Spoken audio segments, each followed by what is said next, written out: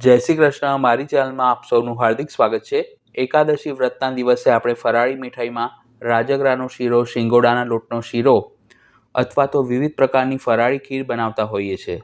પરંતુ આજે આપણે ફક્ત 2 ચમચી ઘીનો ઉપયોગ કરીને 15થી 20 મિનિટમાં બનાવી શકાય તેવી બટાકાની ફરાળી બરફી બનાવીશું. આ બરફી બનાવવાની રીત ખૂબ જ સરળ છે, તો વિડીયોને સ્કીપ કર્યા વિના એન્ડ સુધી અવશ્ય જોજો. રેસિપીની શરૂઆત કરીએ. બરફી બનાવવા માટે સૌપ્રથમ મેં 5 નંગ મીડિયમ સાઇઝના એટલે કે વજન પ્રમાણે 250 ગ્રામ બટાકાને પ્રેશર કુકરમાં જરૂર મુજબ પાણી લઈ 3 વિસલ થાય ત્યાં સુધી બાફી લીધા હતા. પછી તે રૂમ ટેમ્પરેચર પર ઠંડા થાય એટલે છોલીને આ રીતની મોટા છેદવાળી છીણી વડે છીણી લઈશું. જ્યારે પણ આપણે બટાકાનો ઉપયોગ કરીને કોઈ વાનગી બનાવતા હોઈએ ત્યારે બાફ્યા પછી તે સરખા ઠંડા પડે પછી જ તેને મેશ કરવા અથવા તો છીણવા, જેથી તે બિલકુલ પણ ચીકણા ન પડે. હવે ગેસ પર એક નોનસ્ટિક પેન મૂકી તેમાં 2 ચમચી દેશી ઘી લઈ તેને ધીમી આંચ પર ગરમ કરીશું. ઘી હૂંફાળું ગરમ થાય એટલે તેમાં તૈયાર કરેલું બાફેલા બટાકાનું છીણ ઉમેરી ઘીની સાથે તાવેથા વડે સરખી રીતે મિક્સ કરી બટાકામાં જે વધારાનું મોઇશ્ચર હોય તે બધું બળી જાય ત્યાં સુધી 2 થી 3 મિનિટ માટે તેને કૂક કરીશું. બધી જ સામગ્રીના માપ મેં નીચે ડિસ્ક્રિપ્શન બોક્સમાં આપ્યા છે. પછી તેમાં અડધો કપ અથવા તો સ્વાદ પ્રમાણે ઝીણી ખાંડ ઉમેરી ખાંડ ઓગળે અને તેનું પાણી બળે ત્યાં સુધી તેને કૂક કરીશું. તમે બટાકાના બદલે બાફેલા કાચા કેળા અથવા તો બાફેલા શક્કરિયાનો ઉપયોગ કરીને પણ આ જ રીતે બરફી બનાવી શકો છો. બટાકામાં પણ પોતાની નેચરલ મીઠાશ રહેલી હોય છે એટલે ખાંડ અડધો કપ કરતાં વધુ ન ઉમેરવી. ખાંડનું પાણી 80% જેટલું બળે પછી તેમાં બાઇન્ડિંગ માટે 42 ગ્રામ એટલે કે 10-10 રૂપિયાવાળા 2 અમૂલના મિલ્ક પાવડરના પેકેટ ઉમેરીશું. તમે કોઈપણ સારી બ્રાન્ડનો મિલ્ક પાવડર ઉપયોગમાં લઈ શકો છો. અને બરફીને વધુ સ્વાદિષ્ટ બનાવવા માટે 1/4 કપ સૂકા કોપરાની છીણ એટલે કે ડેસિકેટેડ કોકોનટ ઉમેરી બંનેને બટાકાના મિશ્રણની સાથે સરખી રીતે મિક્સ કરીશું અને તેને 5 થી 7 મિનિટ માટે કૂક કરીશું. જો તમે શ્રી ઠાકોરજીને ભોગ ધરવા માટે આ સામગ્રી સિદ્ધ કરી રહ્યા હો તો મિલ્ક પાવડરના બદલે 80 થી 100 ગ્રામ જેટલો ઘરે સિદ્ધ કરેલો દૂધનો મોળો માવો પણ પધરાવી શકો છો.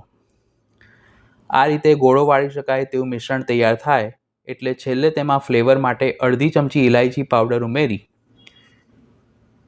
બધું જ સરખું મિક્સ કરી ગેસ બંધ કરી તૈયાર કરેલા મિશ્રણને આપણે 5 થી 7 મિનિટ માટે રૂમ ટેમ્પરેચર પર ઠંડુ થવા દઈશું.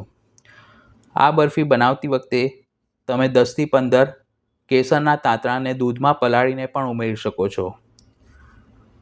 મિશ્રણ ઠંડુ થાય ત્યાં સુધી બરફીને ઠારવા માટે મેં એક એલ્યુમિનિયમની લંબચોરસ ચોકી લીધી છે. તેમાં ઓડી ઇકોબેગ પેપર પાથરી તેને સરખું સેટ કરીશું. આ પેપરનો ઉપયોગ કરવાથી આપણે પ્લેટ કે ચોકીને ઘીથી ગ્રીસ કરવાની જરૂર નથી રહેતી અને આ 100% ઇકો ફ્રેન્ડલી અને રીયુઝેબલ પ્રોડક્ટ છે. મિશ્રણ થોડું ઠંડુ પડે એટલે તેને આ ચોકીમાં કાઢી ઇક્વલ લેવલમાં સેટ કરીશું. તમારે બરફીના જેટલી જાડાઈના પીસ કરવા હોય તે પ્રમાણે ચોકી કે થાળીની સાઇઝ સેટ કરી શકો છો. આ રીતનું પેપર જો તમારી પાસે ન હોય તો કોઈ પણ થાળીમાં થોડું ઘીથી ગ્રીસ કરી તેમાં પણ આ મિશ્રણને ઠારી શકો છો. બરફીને વધુ આકર્ષક બનાવવા માટે તેના ઉપર બદામ પિસ્તાની કતરણથી સજાવટ કરી તાવેથા વડે હળવા હાથે પ્રેસ કરી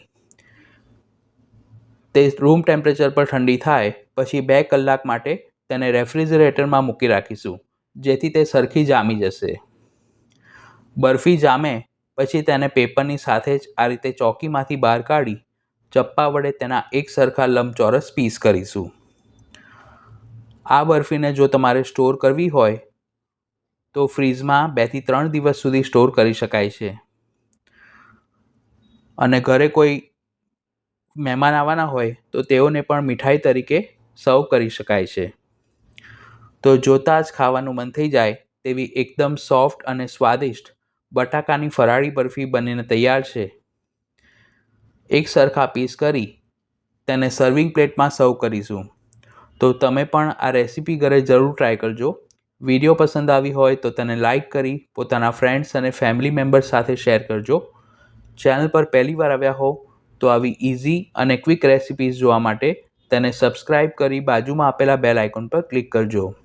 આ સિવાય પણ બીજી 200 કરતાં પણ વધુ ફરાળી રેસીપી મેં ચેનલ પર પોસ્ટ કરી છે, જેના પ્લેલિસ્ટની લિંક ઉપર આઈ બટન પર, વિડીયોના ડિસ્ક્રિપ્શન બોક્સમાં અને એન્ડ સ્ક્રીન પર આપી છે. આ સિવાય બીજી કઈ ફરાળી રેસીપી તમે ચેનલ પર જોવા માંગો છો તે કમેન્ટ કરીને જરૂર જણાવજો. તો ફરી મળીશું એક આવી જ નવી રેસીપી સાથે. Thanks for watching this video.